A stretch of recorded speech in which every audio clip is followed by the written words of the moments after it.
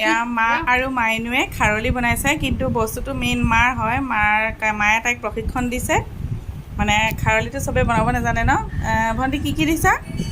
ইয়াত আছে ক'লা সৰিয়হ, অকণমান ডাঙৰকৈ কোৱা। ক'লা সৰিয়হ আৰু বগা সৰিয়হ মিক্স আছে। তাৰপিছতে বহুত দিনৰ পৰা 2-3 দিনমান কল খাৰটো তিয়াই থোৱা হয়। তাৰপিছত যিটো খাৰ ওলায়, তাৰপিছত সেইখিনি এনেকৈ মিলাইছোঁ। খাৰখিনি মিলোৱাৰ পিছত তাত নিমখ, বিহ জলকীয়া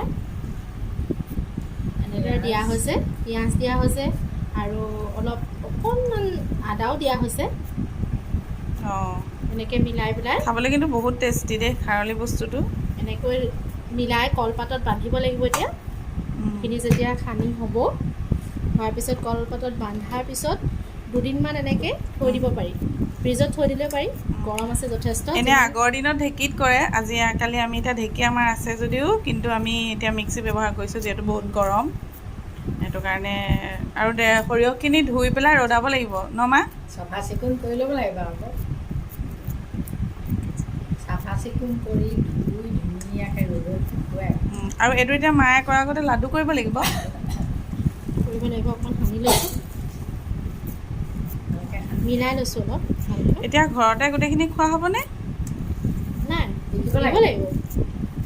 অঁ, আগৰবাৰ আমি বনাইছিলোঁ আৰু কেইটকামান পইচা মানে ইনকাম কৰিলোঁ বাৰু দেই, নকৰাকৈ নহয়। কিন্তু হেৰিটো আৰু এনেই আমি মনৰ চখতে বনাই বিকিছোঁ, কিন্তু সৰিয়হৰ দামেই নোলায়গৈ, কি ক'বা।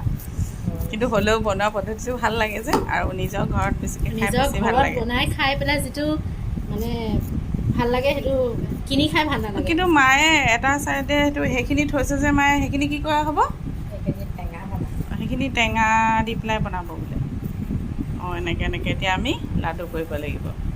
খাৰলি এয়াই আপোনালোকে নিশ্চয় দেখিলে, নিজে ঘৰত বনাব। প্ৰথম উপকৰণটো হৈছে ক'লা সৰিয়হ আৰু কেইটামান বগা সৰিয়হ। ক'লা সৰিয়হ বহুত বেছি পৰিমাণে, আৰু তাত বগা সৰিয়হ অকণমান দিব লাগে।